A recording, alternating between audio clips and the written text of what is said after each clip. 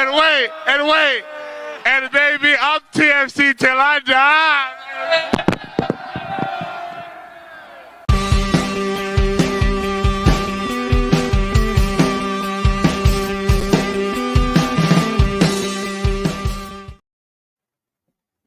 Welcome back to another edition of Toronto Till I Die, the Toronto FC fan show.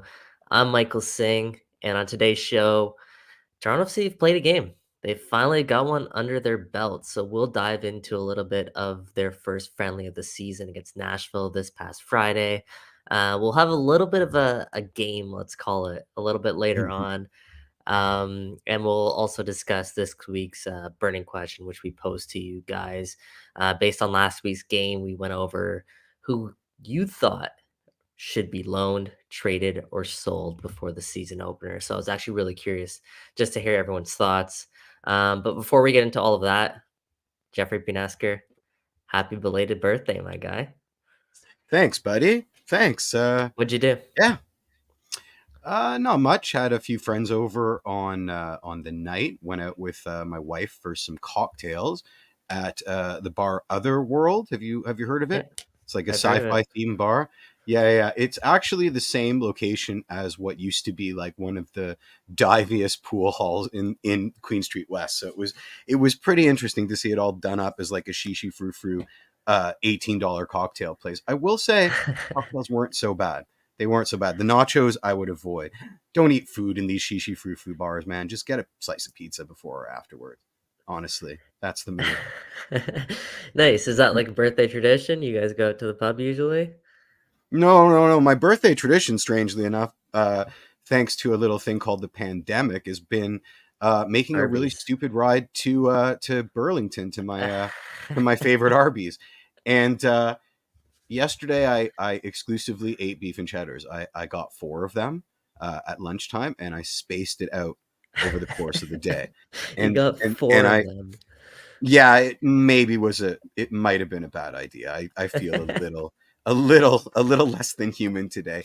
But they are so delicious. I can't help myself. I might not do 4 again. Who are we kidding? I'm definitely going to do 4 again. Maybe even 5 the next time. But what are you going to do? Calorie wise, it really wasn't that big of a deal. They're 400 each. So like, as long as you don't eat anything else, you're well within your rights to eat that. Yeah. Anything else for the rest of the week? Nothing. No vegetables either. Absolutely zero vegetables. Alicia pointed that out. I was like, yeah, I'm well within my my nutritional needs, beef, cheese, bread. She's like, what about vegetables? And I'm like, I'm just gonna go to bed. But yeah, you got some meat sweats comments in the chat. Oh my god, so much meat sweats. It was ridiculous. It's funny enough. I remember like during that pandemic time, we were pushing for that Arby's sponsorship, and that's because of your love for Arby's. So let's keep pushing, Arby's, if you're listening. We're never gonna get it. There's like 3 locations in all of Ontario, and they're slowly dwindling to 0. We reach a global audience, Jeffrey P. Nesker. We're beyond Toronto. I mean, anyone in the chat, comment where you're watching from. I want to know if it's beyond the greater Florida, Toronto area. I believe. And I think. Where is G Money? He's man, I'm not scrolling that far back in the chat. My eyes chat's are great, bumping today. Chat's alive. Yeah, chat's bumping today. Yeah. But no, I don't think we're getting that RB sponsorship, to answer your question. I'd love it. Yeah, the global Toronto area. Shout out to TFC. That was a good one. All right, perfect. We got downtown Toronto. Hey, Kitchener, Waterloo, Niagara Falls. The KW. See, we're at least Ontario wide. Oh, Niagara Falls, New York, though. So we're global. No, I think he's telling you that's where an Arby's is, and I've been there. Yeah. Okay, actually, one more favor to ask the chat before we kind of dive in. So, those of you who don't know, I split Toronto FC season tickets with 3 or 4 other people every single year, right? So we do a draft every year, and we get 4 or 5 games a year. So it's a snake draft.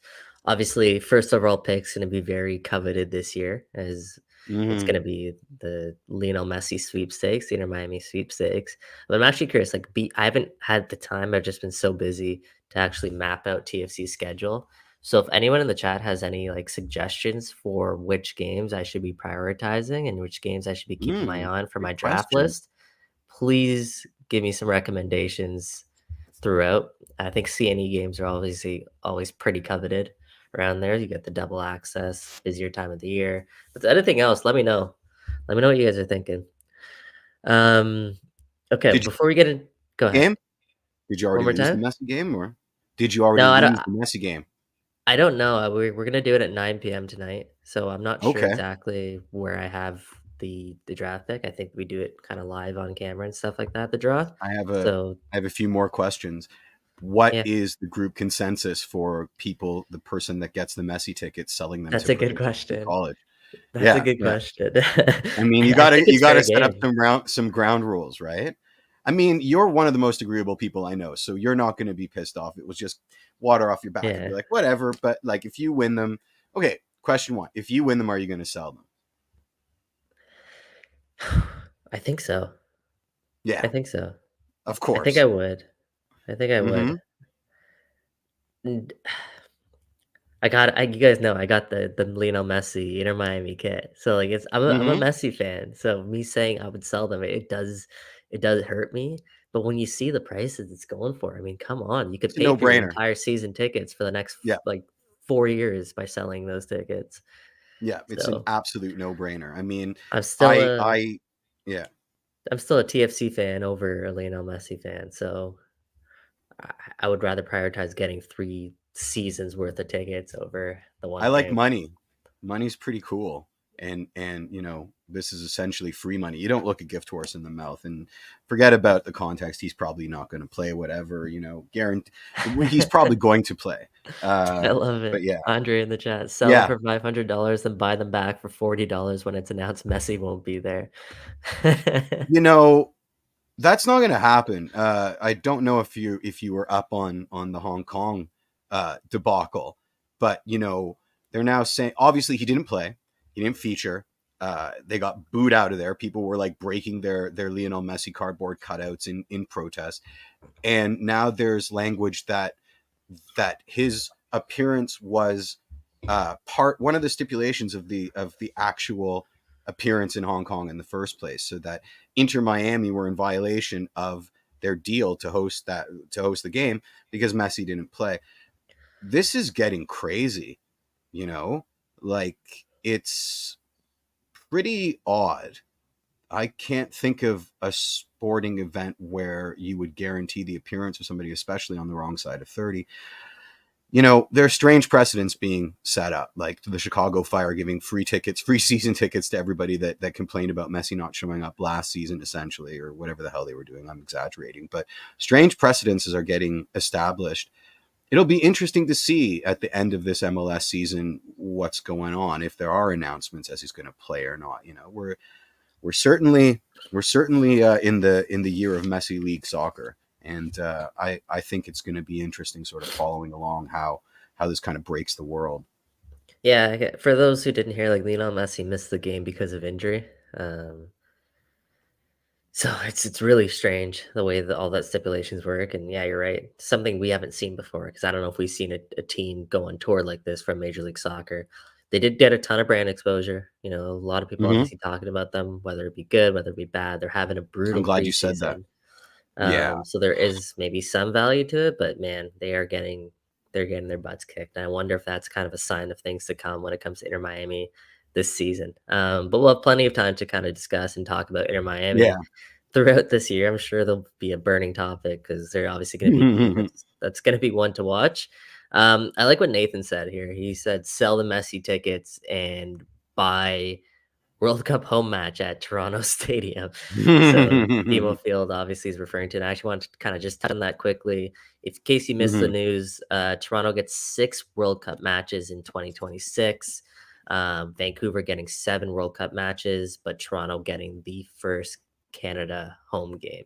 Canada will then fly to Vancouver for its last 2 group stage matches, and then should they advance, they would play their round of 32 match in Vancouver And then I believe potentially the round of 16 as well would be in Vancouver.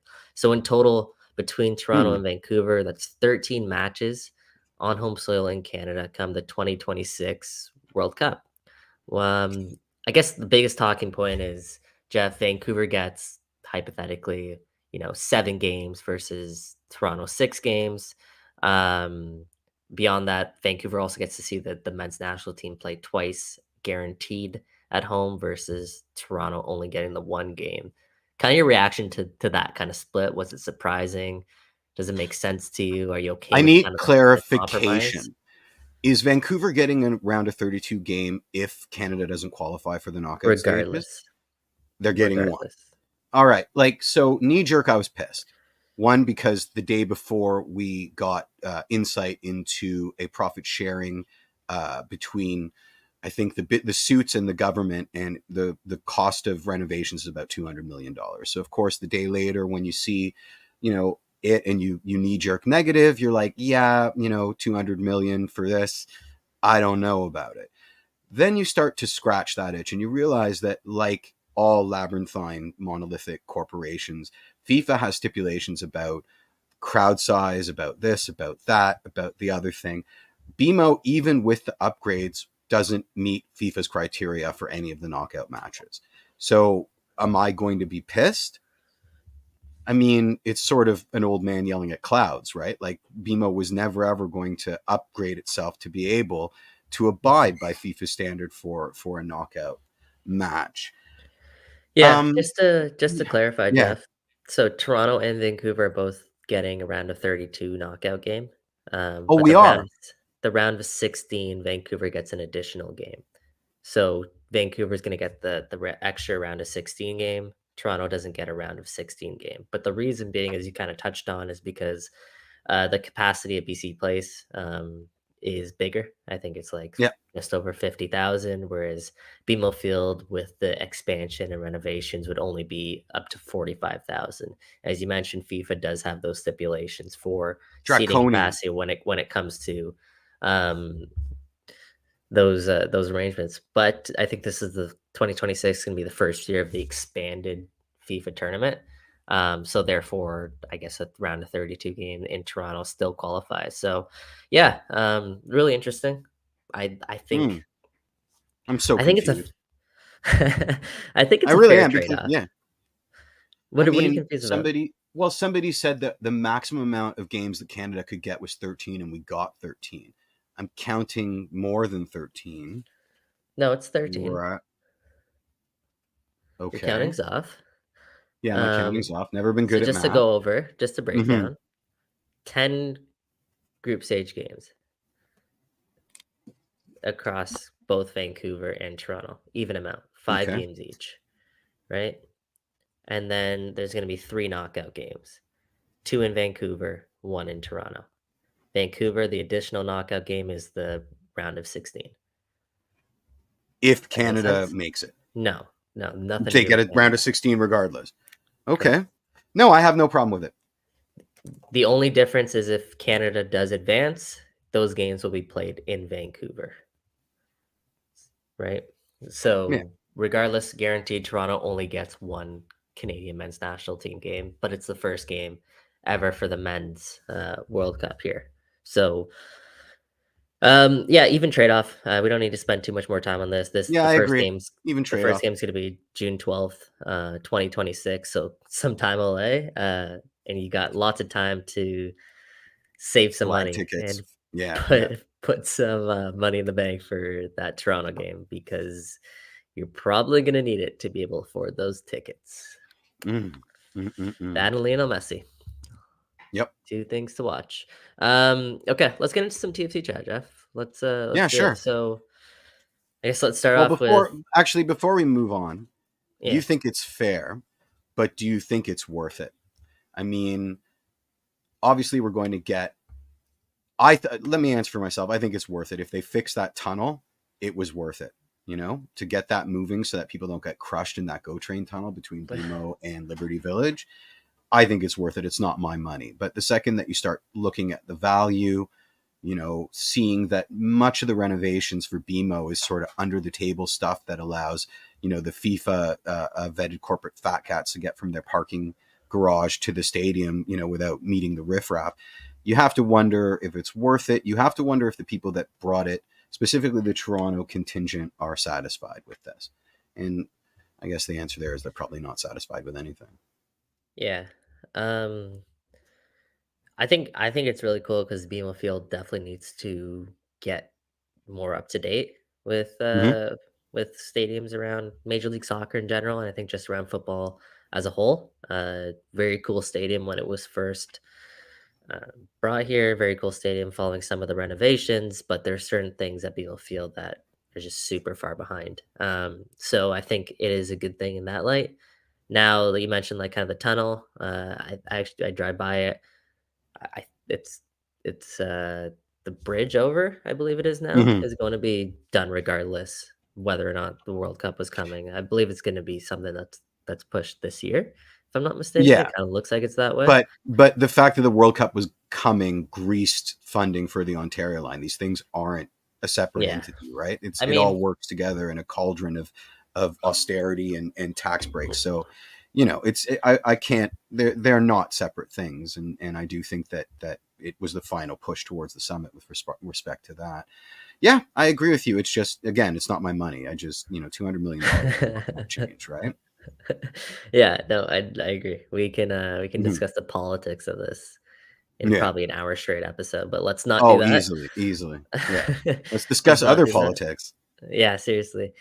So let's phase one of preseason down for Toronto FC. They've returned home from Florida. And truthfully, Jeff, we heard a whole lot of nothing when Hmm. it came out of training camp, right? There wasn't much news, there wasn't too many updates. Ultimately, we got the one preseason game, which we'll kind of touch on a little bit. But before that, just overall, your reaction to kind of, let's call it the lack of noise coming out of preseason. Is that a good thing when it comes to kind of this Toronto FC team? Was it good for them to kind of get away and not be under the spotlight so much? Yeah. But I think life finds a way. To quote my favorite, Jeff Goldblum, life finds a way, right? You give us one video and TFC land pours over it in slow motion. You know what I mean? So they're not, I mean, you're giving less avenue to speculate, I suppose, but people are still speculating madly. So, is it a good thing or a bad thing? I think it's the same. It's the question is kind of moot because TFC land has been whipped into such a frothy mousse in anticipation of this season with such trepidation that they're going to TFC land's going to spin their wheels regardless. So I think the club is trying to present a unified face and sort of control its own narrative yet again, but in this case, I almost think why not just give us a full court press of content and information? Because you know, it's difficult to not see this as head in the sand kind of ostraching. Like I don't see this as no news is good news. I see this as no news is gag order news. So I guess my answer is no. I guess. Yeah, that's a long-winded way of saying both yes and no. Mm-hmm. Yeah, like I mean, for me, I think it was a good thing. Um, and the reason being is because this team, no matter what type of content, let's say content, for example, news, whatever, that you kind of put out, it's not gonna be received well, right? The only thing, in my opinion, aside from like signings and moves, which we'll talk about a little bit, w- that would kind of benefit this team and kind of turn things around is seeing this team play games and seeing this team move in the right direction because we've gone over it. You can say all the Mm-hmm. things that you're going to say. All the things. John Herman's the best at doing so, but until it's actually put into practice, no one's going to really buy into that. I guess I have a the thought other on that. point is, yeah, go ahead, sure. Well, I mean, look, we've been.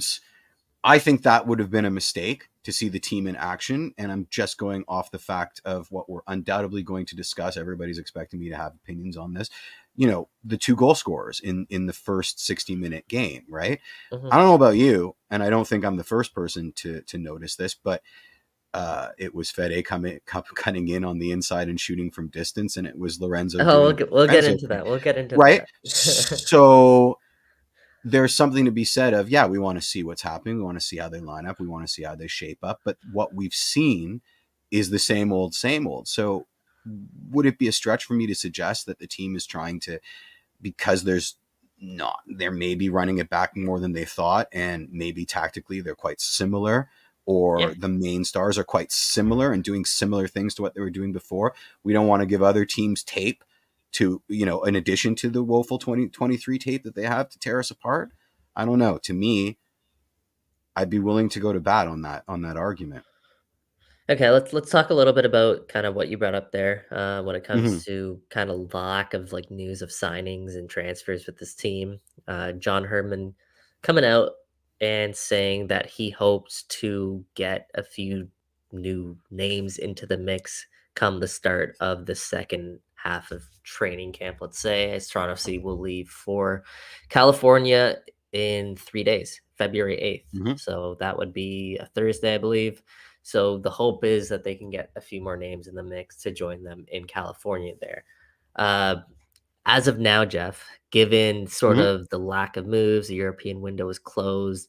Essentially, everyone is still here. We're guessing some more moves to come. But how concerned are you with the lack of moves overall from Toronto FC right now?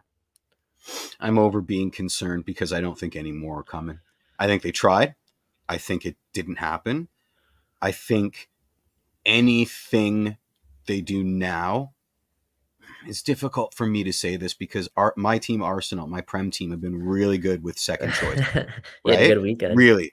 Well, we had a great weekend. What a weekend. And then Benfica won, and then I ate Arby's forever. But they'll be second choices.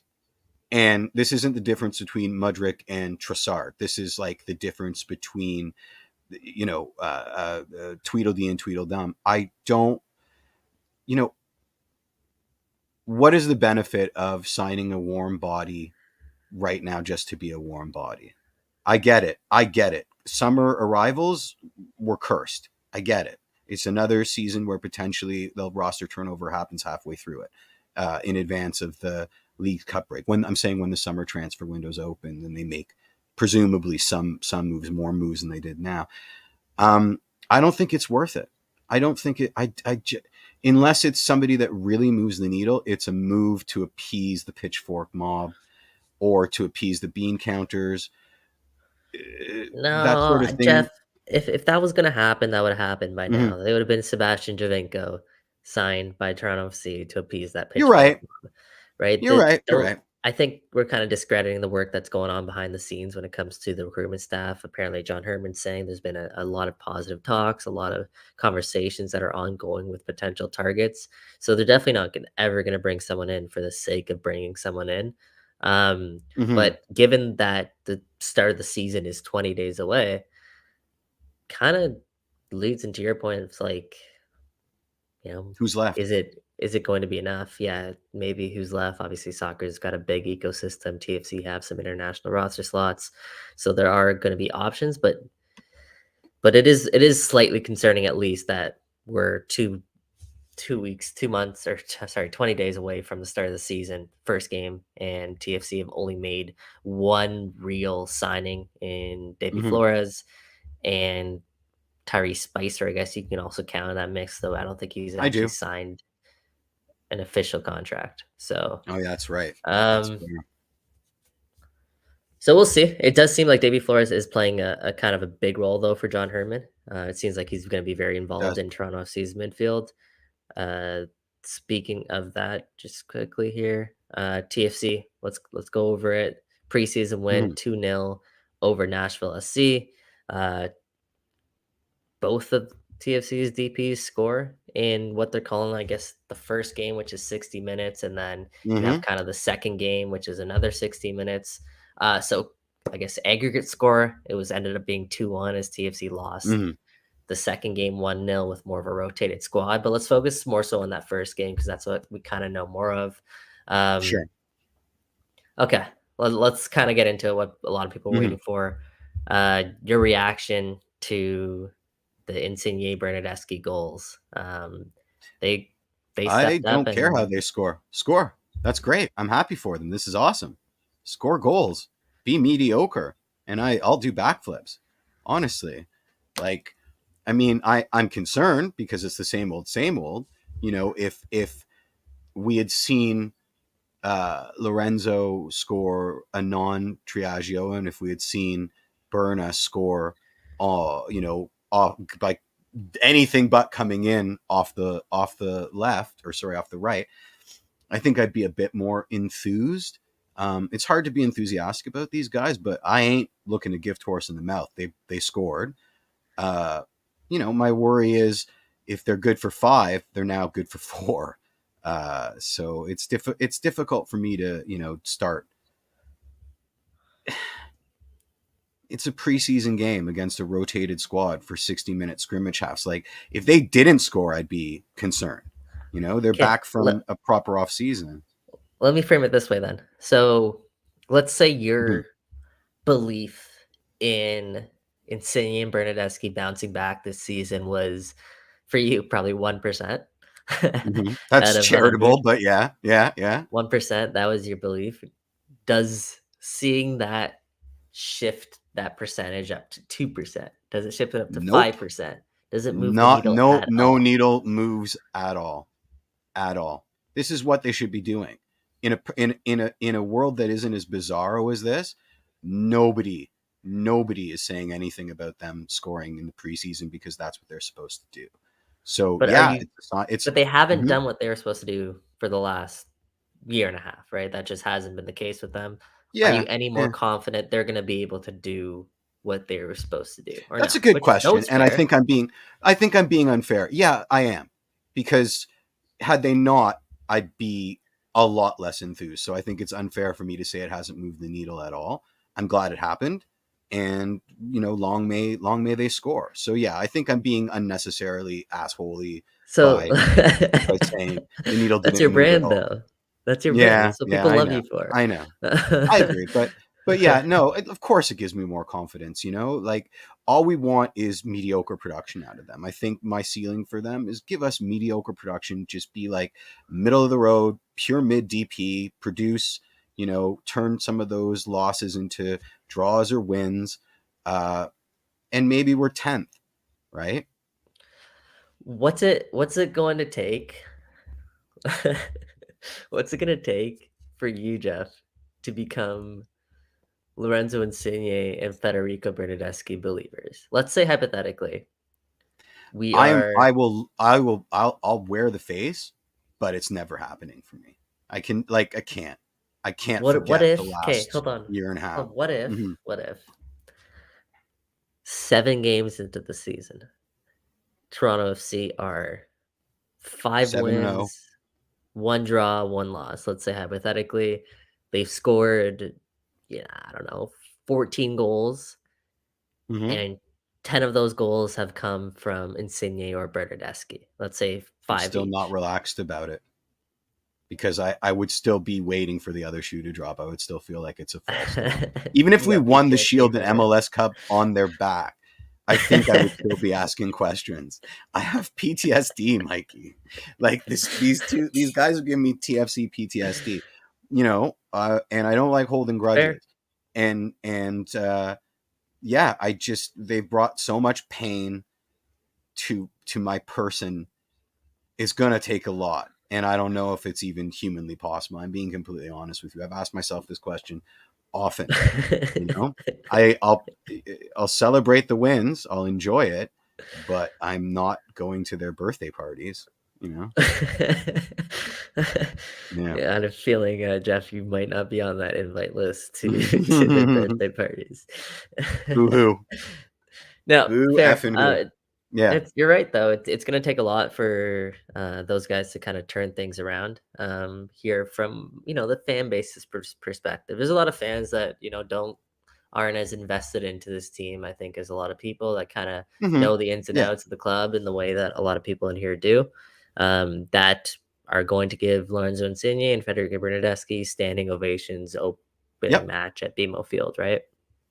And if they So, start winning, all is forgiven. Absolutely. And right, I'm prepared for that. absolutely. That's it, right? So I think from a wider perspective, winning kind of heals everything when it comes to them. But you know, they've got to prove it. And there's a long way to go Yeah. besides just one preseason match. But it was kind of best case scenario, I think, for It Toronto was. FC and for the Italians, It and for was. John It was. Herdman. John Herdman's this is a great point I think to raise here. For John Herdman's Keep. perspective, he has he has such an opportunity here, and it's almost like tailor made for his brand and his stock Oh here. yeah. So kind of two options here. Let's say TFC go out, they make 2, 3 more additions. So not a dramatic offseason. And all of a sudden, TFC start winning. All of a sudden, TFC are playoff contenders. All of a sudden, let's say TFC are, top 4 or 5 in the East. John Hmm. Herdman's stock goes through the roof Is because he through the did roof. what two other managers before him couldn't do, including Bob Bradley, who's obviously incredibly accomplished. Part Hmm. two of this is, let's say things go wrong and TFC once again are similar team to they were last year, maybe slightly better because obviously that bar is super, super low. John Herdman kind of has that, kind of excuse of, hey, A, we're rebuilding. 2, we haven't really changed over our roster much. 3, my hands were tied because, Insigne and Bernardeschi, they're here. We didn't really want them here, but they're here. And we can Hmm. kind of got to make with what's due until the season's gone. So when you look at kind of John Herdman's position in all of this, he's in a pretty good position. And throughout the course of his career, he's managed to find himself in opportunities like this. So I Hmm. think when you kind of look at where things are kind of evolving here, John Herdman's going to be sitting pretty regardless of kind of what happens here, right? I hate that because one preseason win does not wipe the slate clean. Like the pendulum Mm. is still here, right? So because, and I'm not calling you out, but I'm saying this concept of like, we've proven the concept because they scored in preseason, or John Herdman gets to sit pretty now because of 2 goals in a 60-minute scrimmage. I don't even like broaching that issue because I don't think that anybody should be taking their feet off the fire in any degree. Like, this is not an 1000%. excuse to relax. This is a nothing burger, right? Like, I don't want to diminish it. I'm doing a great job diminishing it, even though I don't want to diminish it. But I'm just saying, like, at the end of the day, you know, we've lost a ton of perspective because of how absolutely dog crap that, the last couple of things have been. We gotta fight to maintain that perspective. And in context, yeah, this is great. It's great, but the world is still spinning on its axis. Nothing really has changed. That's why it goes back to your question. Like, 7 games in, even for 7-0, and they're running away with the Golden Boot. Both of them have 30 goals each, and it's like Vela's record has been smashed. I'm still waiting for the other shoe to drop, So I may be the worst person to ask this question, but I also think I'm the best person to ask this question because my knee-jerk reaction is keep your pantyhose on, everybody. Like, we've proven nothing yet. I don't know where that 1000%. line is. I don't know where that line is, but it ain't a 60-minute preseason scrimmage. That's for damn sure. Like, I'll go to the bank with that. Yep, 1000%. I don't think anyone should be getting carried away with a preseason Mm-hmm. result. The point I guess I was making is with John Herman's position here, trying to see if things go bad, he has an out. If things go well, his stock rises. So I have a question for he's in you. a win-win scenario. Yeah, go ahead. If he does the impossible, let's just say this is a thought experiment, because there's a dark side to John Herdman, and that is when the going gets rough, he goes. When the going gets good, let's say he pulls off the impossible. He turns Lorenzo and Federico Bernardeschi around Uh-huh. and gets them to produce at Vela, Joseph Martinez clip. Is he long for this world at TFC? I mean, is this guy going to turn down offers from the Brentfords, from the Wolves of the world? We've got No. problem people too over here, John, and you have an accent, so let's pill for you. And would you be okay with that? Yeah, absolutely. I Something, think he deserves his flowers. Yeah. Yeah. And I think Bill Manning was asked about that exact same question.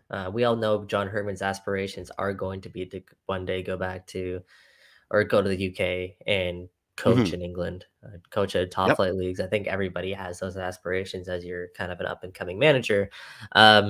So if a team comes around and they want John Herdman, quite frankly, that's a good thing for TFC because TFC are in that position where things have been turned I, I around, I think that's a great right? answer, and I also don't fault him. Like if he can pull the impossible, he deserves to coach Brentford and Wolves. You know what I mean? Like Exactly. he has proven that he can do. Let's not mince words here.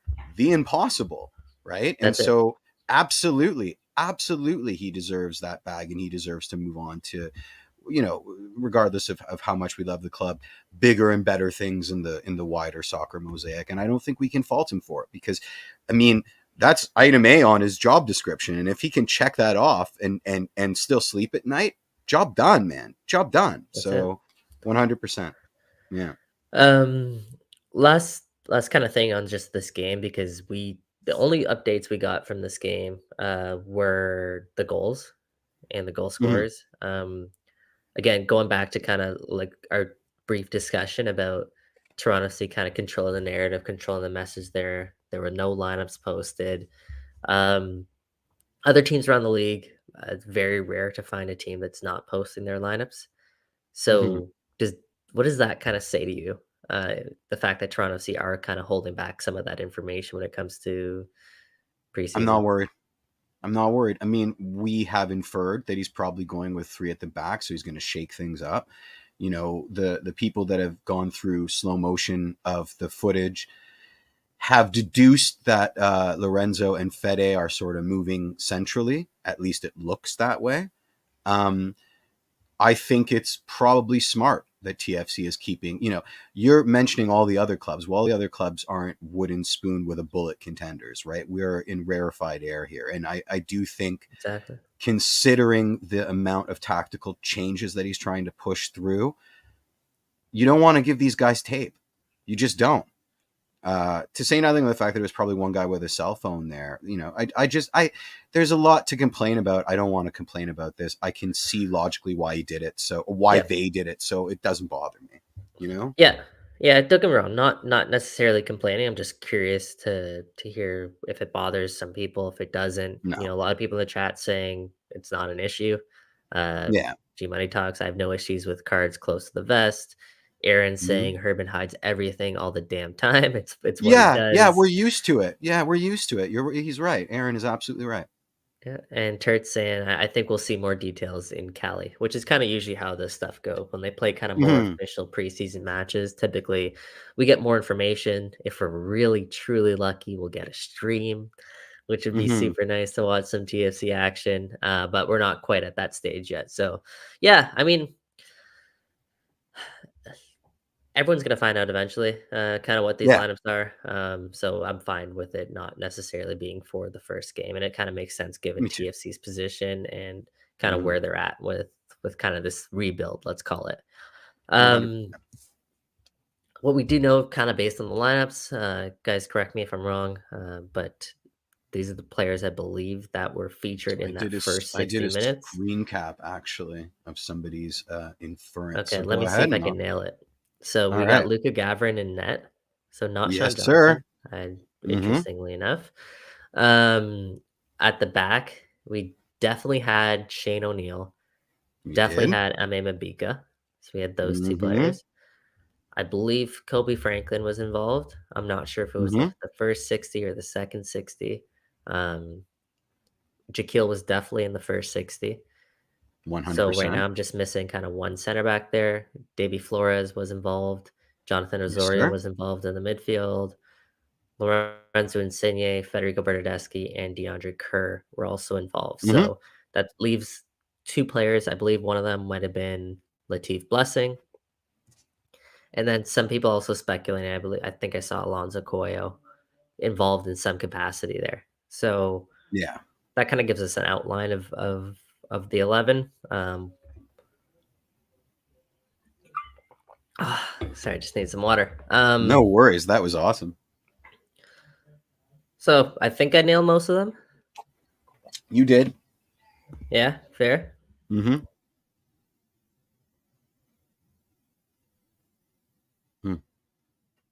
No, you muted yourself. Unmute yourself. Mikey, unmute yourself. There you go. Yeah, cool. So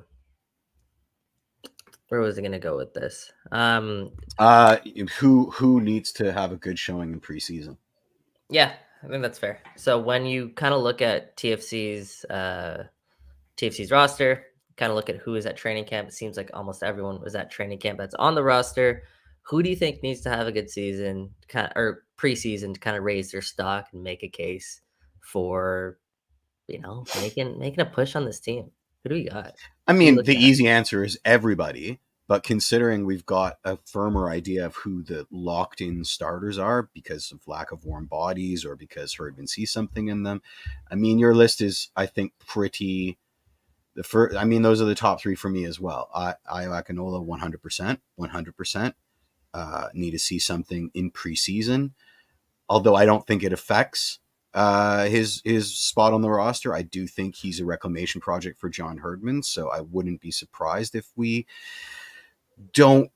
He's got to get up to fitness. He's got to get his confidence back in profound ways. So to expect him to come busting out of the gate in preseason, I think is maybe a little bit unfair, but certainly he's on that list. Curious what you think on that. I was an interesting one. Has a good preseason. Maybe that means he gets his 10, 15 minutes a match with John Herdman. Kind of still has to, even if he has a good preseason, I still think there's going to be work to be done in order to I agree. Build that level of trust to kind of get to becoming more of a regular on this team. But he's kind of the guy right now. When you look at this team and whose stock is the lowest, it's probably Ayo Akinola. And he also has the potential, as we've seen in the past, to kind of raise that stock, raise that ceiling. Can he get back to being 2020 Ayo Akinola? Early 2021 Ayo Akinola? That still remains to be seen. We just haven't seen that yet. So maybe there's something, Ayo said it takes, the doctor told him it takes 12 to 18 months for that knee to start feeling even a little bit normal. So we're at that point now where kind of that excuse a little bit is kind of out the window. I don't want to call it excuse because it is reality, but kind of the reasoning.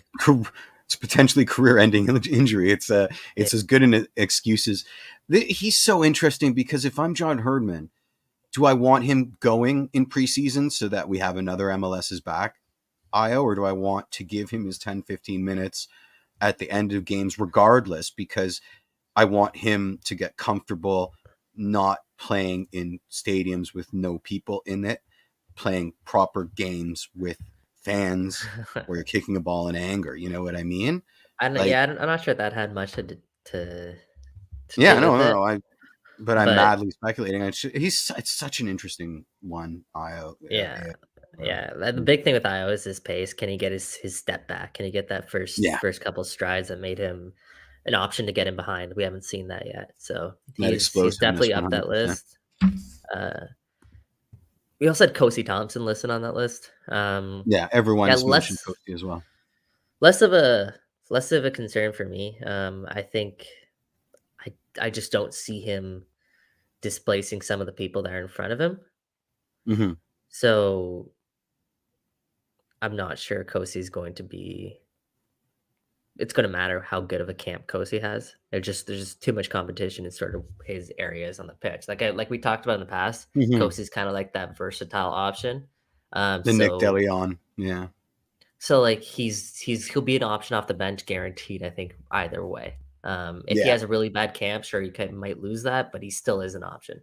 Also, he went over to overseas to Europe, so maybe he's going to come back with a little bit more swagger, a little bit more newfound confidence, and maybe he will be able to play more regular minutes than we've seen Kosi play in the past. His career has been kind of up and down. We've seen some really good glimpses, really good stints of Kosi. We've also seen some pretty poor ones. So it's about steadying that out and still being kind of that option there. I agree. Other one I think really interesting, Cassius Mayula. 100%. Cash money. Yeah. He hasn't been able to find his stride with Toronto FC yet. Obviously coming over, 22 years old, super young. Uh, just really never Has broke a through knock, last right? season. Yeah, I was read picked. somewhere that he's got a bit of a knock. Yeah, yeah. He still does right now. I'm not sure if he does right now, or if he's sort of in final recovery stages. But I was surprised. Gotcha. There wasn't a lot.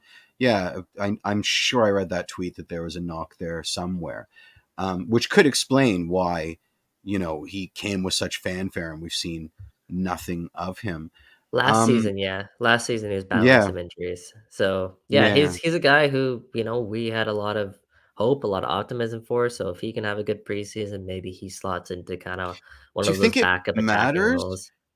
I mean, a good preseason for him is just being match fit, and then I Fair. think we're going to see some more minutes from him, right? Because we've seen almost nothing, and what we did saw was really really exciting.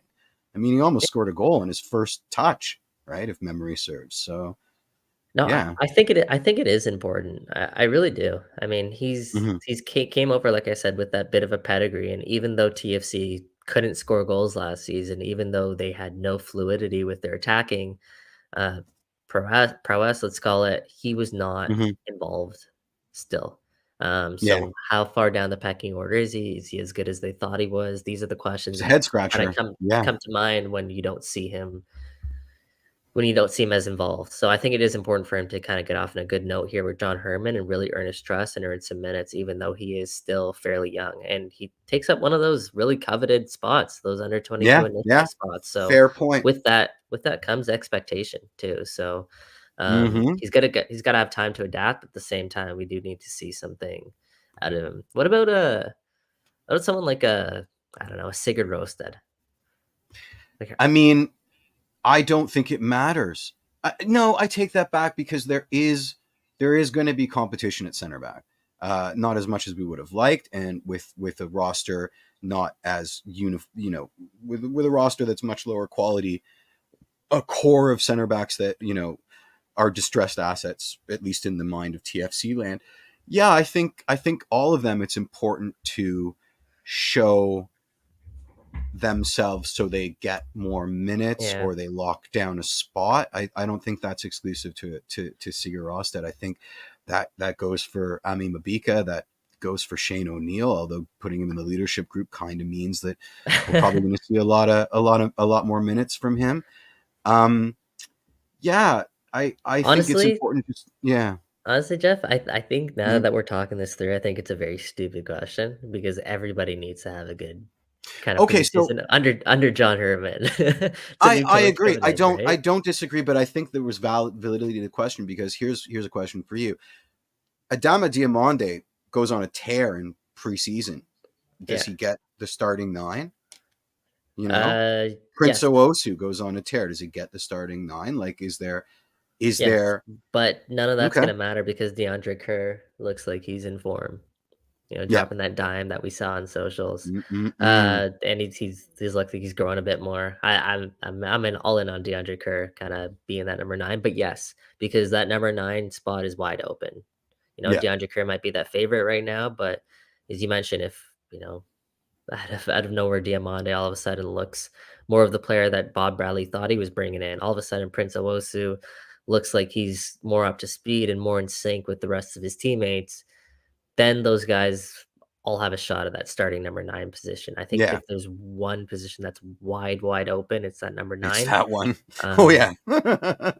Depending on the formation TFC play, the Insigne and Bernardeschi spots are spoken for, the hmm Osorio spots spoken for. I believe the David Flores spot is spoken for, given kind of that I bite agree. that he adds Yeah. to that midfield and to the team overall. Everywhere else is really up for grabs. So it's an hmm interesting run. Obviously, Sean Johnson as well, if he's healthy and everything's going in the right direction for him, he obviously claims that goalkeeper spot as well. So a lot of competition We at hope. camp for me. That's a great thing when it comes to Yeah. this team. Agreed. Um, cool. So just so everyone knows, like I mentioned, February 8th, TFC do travel to California. Herman is hoping to get some signings in before then. So over these next 2-3 days, let's keep an eye on TFC's socials there to see if they announce anyone else. They do have a couple games as well. February 10th, Yeah. they're playing Columbus. February That's awesome. 14th, a Valentine's Day match against Real Salt Lake. and February 17th against LAFC. So a couple decent matches Big there hitters, yeah. to wrap up preseason, and then of course, as I've mentioned, February 25th, big one at FC Cincinnati for Toronto FC's season opener. Beauty. Okay, we spoke a lot about TFC's 11, let's say. I want to kind of just get your thoughts and your prediction. We can write it down now, Mhm. of who you think will be Toronto FC's starting 11 come February 25th. And assuming everyone's healthy, what Mhm. does John Herman's first Toronto FC 11 look like? I'm going to start at the back or at the front. Start at the back. Okay, obviously Sean Johnson in net. Yeah. 3 center backs. Left center back Mabika, central O'Neill, and then Sigarosted on the right. Wing backs JMR or Petretta. I'm not actually sure who as a left wing back. Left back. Kobe Franklin, right wing back. Flores as the 6. Oso as the right number 8, and Lorenzo Insigne as the left number 8. Ooh, I like that. A second striker for Berna, hugging the right a little bit in midfield, and DeAndre Kerr up top. DeAndre Kerr up top. Okay. It pains me to say this because it means Alonso Cuello isn't starting, but I don't see him starting. And this is the lineup, and I poured over this one. I really thought this one out. Okay, and that's 11 there you got on the pitch, right? Mm-hmm. Okay, I like that one. I like that one. So I hope it's 11. Yeah, it's 11. Mm-hmm. I think TFC are going to play a 3-4-3. Okay. So Sean Johnson at the back. Yeah. Assuming everyone's still here and everyone's still healthy, I got Shane O'Neill as the right center back. Ooh. Ame Mabika as kind of that central center back. On the left side, Ooh. I'm going to go Raul Petretta as the left center back. Wow. As the left center back. And then I think the 4 midfielders or the wing, whatever you want to call them. Mm-hmm. Jaquil on the left, Kobe Mm-hmm. Franklin on the right, Ozo and Flores in the middle. Okay. And then you have Insigne, Bernardeschi, and Kerr. So I'm with you. Alonso Cuello might not make the first starting 11. He's definitely going to be super involved and super relied upon this season, and it's going to be a big year for Alonso Cuello. I just don't know if he makes that first 11. Again, some of the question marks might be Petretta at left center back. Like, I saw some speculation that Cuello might have been in one of those center back roles. Obviously, Herman's, he's very fluid. So when TFC hypothetically are on the ball, his formation could look completely different than when they're off the ball. So there are some options to kind of integrate him a little bit more into that mix. But yeah, it remains to be seen. We'll see. Write those down. Let's see how right we are, how wrong we are. I did. Can we please put Lorenzo and Berna somewhere else? For the love of God. I mean, that's what I like about mine is we saw Berna as a 10, as a second striker, sort of roving around there when things got desperate near the end of last season. I really liked it. He got found out real quick because if there's one thing if there's 2 great tastes that go together, it's Bernardeschi and getting found out real quick. But there was stuff there, and for sure. It felt a lot better for my blood pressure not having him on the right, making me crazy. And I also just, if they're going to pass to each other, and they're going to pass to each other, with extreme prejudice, let's close the gap between them so that they can actually do stuff in the middle of the park as opposed to abandoning it entirely. I think you're probably right, though. I think, that's where they want to play. That's where they think they're most effective. Maybe it's like a 3-4-2-1. Maybe it's like they're 2 more attacking midfielders that are closer together. It's kind of you're referring to, but Mhm. Yeah, I mean, we'll see. G Money Talks Yeah. has some thoughts here. I want to bring this up. So he has Latif Blessing. Wow, shout out Latif Blessing is sort of the right As center a back. center back? What is I think this means happening? wing back. I think this is wing back. Okay. Okay. Yeah, Yeah, yeah, yeah. right wing back. Jaquil Marcheretti as left wing back. Mhm. Attacking midfield is Ozo, Insigne. Number nines are Bernardeschi and DeAndre Kerr. Your defensive midfield is Flores, and your center backs are Coelho, Mabika, and O'Neal. Since when are we putting Quajo as a center back? I don't understand. Sure, he's not the fastest guy in the world, and that was one of his detriments. But I don't think he deserves to be converted into a defender because of it. It kind of,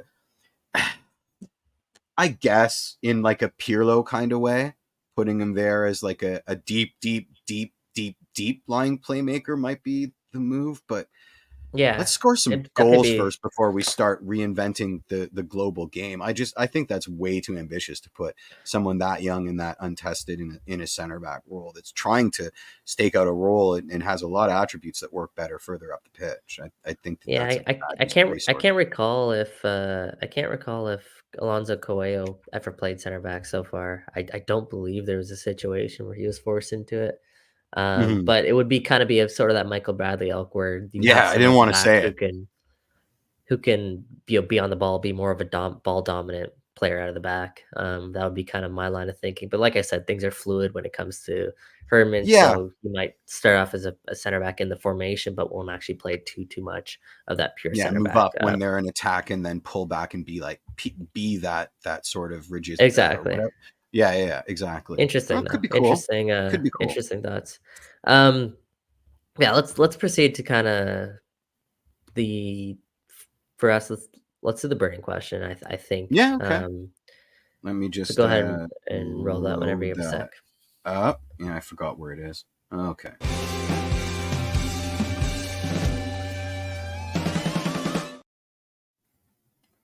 Love that. Cool. So based on last week's game, the one we played here on the podcast of who should stay or who should go before the season opener on February 25th, we asked you guys, who do you think will be loaned, traded, or sold before the season opener? So I'll read out some of the comments. Some of them are pretty unanimous. So I'll start with Noel Allen here on Twitter. He's saying Kosi and Perusa should be loaned. That's the one I saw most of. Kosi Yeah. Thompson and Jordan Perusa. Those are two guys who were loaned out last season. So interestingly enough, he's saying Toronto FC should sell Sigurd Rosted. John Herman talking up Shane O'Neill hints at that a little bit. And he's also saying Mm. Raul Petretta should be traded. So Cincy, NYCFC, San Jose apparently all have needs kind of at that position. And then beyond that, he's saying what should be done is Diamande.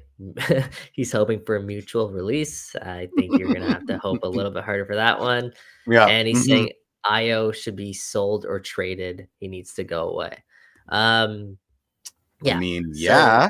If we could do it FIFA styles and just force the other team to give us, I used to do trades in FIFA and just like game the system and trade like your like fourth string center back for Virgil van Dijk. Yeah, if life worked like FIFA, with the safeties off, but guys, Petretta is the highest paid left back in MLS. Like literally nobody is going to take him at that salary. I don't care if they're swimming in cash. It's just not happening. And I think the same holds true to everything else.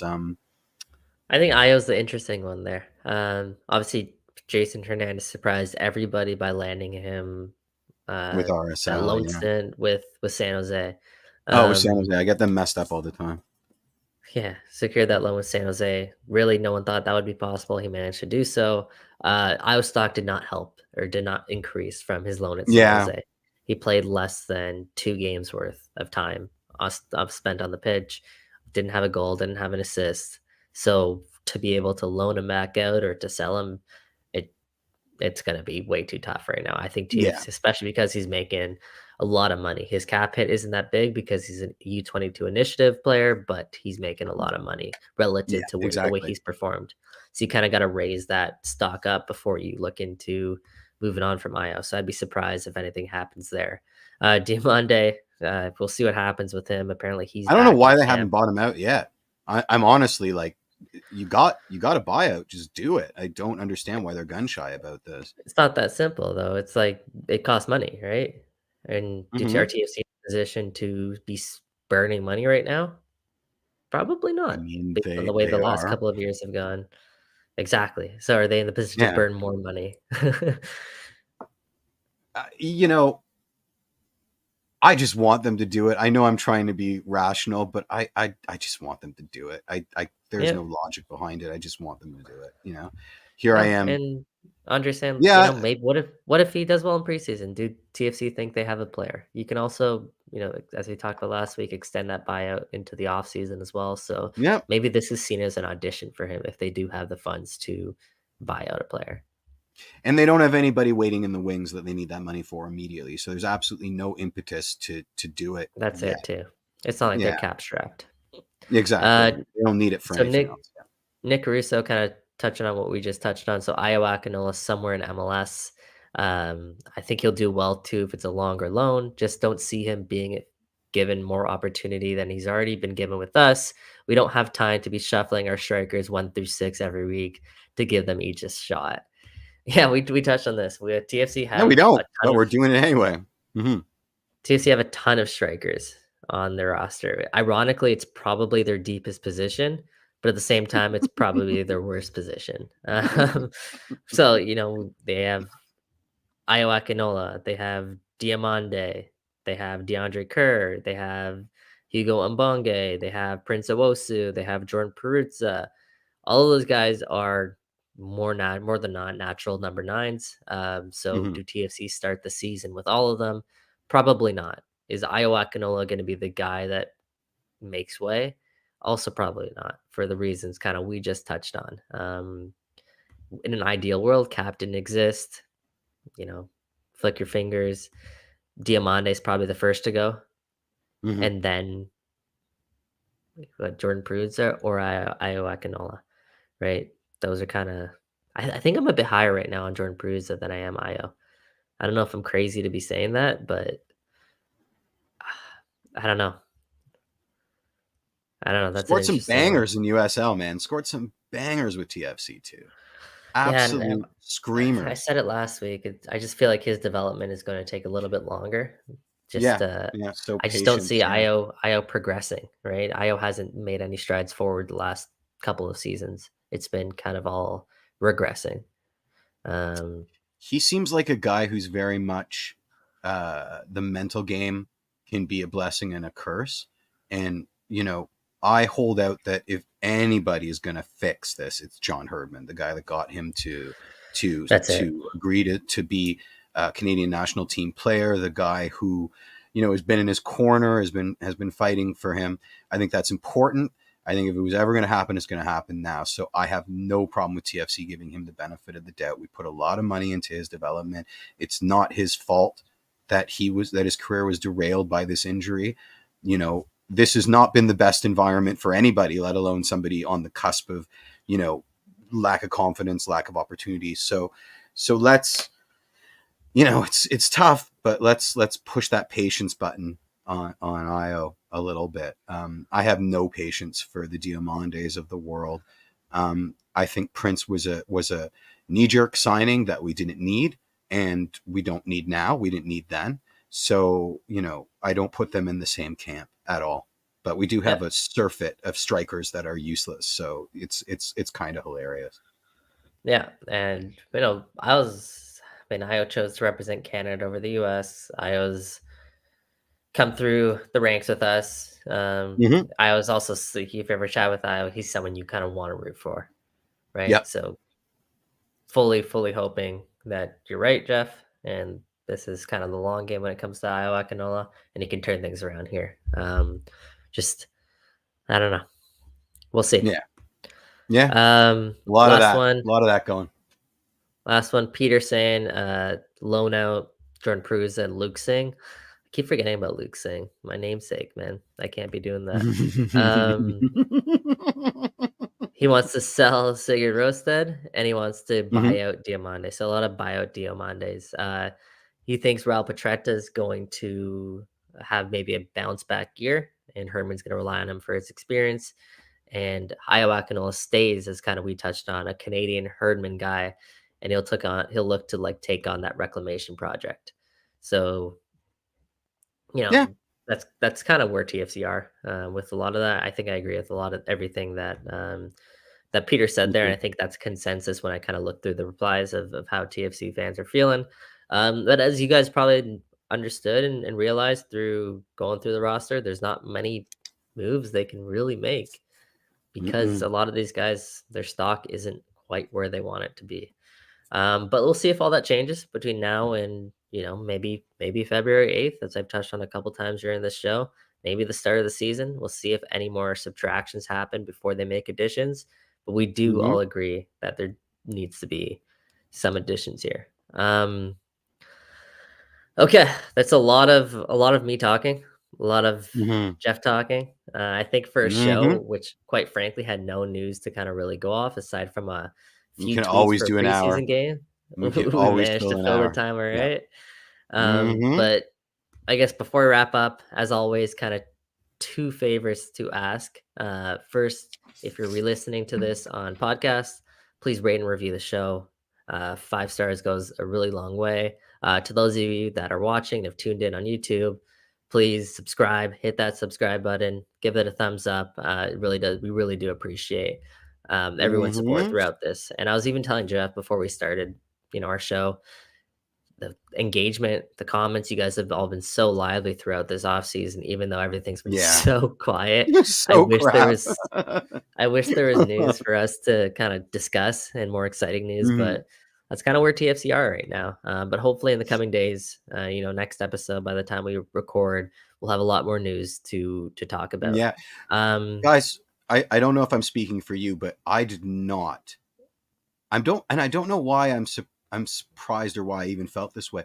Remember when the off season was starting and you, me, JMO, everybody in the TFC orbit was like, this is the most important off season in club's history, potentially in the history of the club. And it's been absolute crickets. So, congratulations to the TFC community for not losing our S over this, because, we know how important this offseason has been. And it's difficult to equate that with how little movement there's been, regardless of all the other stuff. And I'll leave on this. Happy 500th episode to our friends at Footy Prime. It's a nice milestone. thing to read. Milestone. The word escaped me. Thank you very much. It's a nice, too many words. Nice This milestone episode.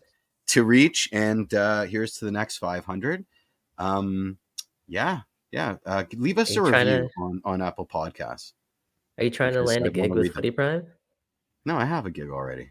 You're trying to land a I gig don't with need Footy another. Prime, man. You're trying to I leave don't need us? another gig with Footy Prime. I'm never It's leaving. weirdly nice to Footy Prime, man. We don't like those guys. What do you mean we don't like those guys? I like them I'm just kidding. fine, We love those guys. but I will say the self flagellation on the 500 episode. I couldn't make it all the way through it. I hope we do our 500 episode. We don't speak in such. We wild definitely have had to have hit like 500 episodes total since we started the show, like 4 years ago, 3 years ago. Yeah, it's spread all over the place, and we don't do as many as Footy Prime. They're counting the 4 a week when they went 4 a week. So I don't think we're at 5 yet. But you know what? I'll calculate it. I know we're well past 200 when going all the way back to the beginning. Definitely.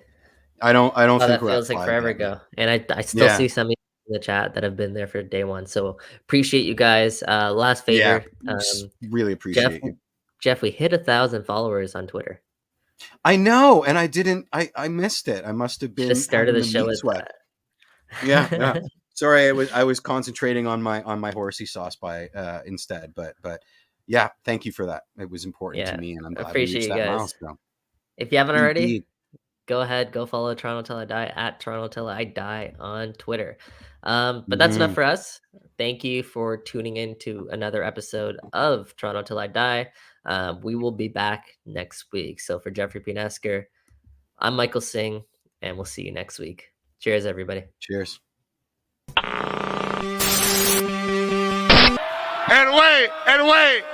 And baby, I'm TFC till I die.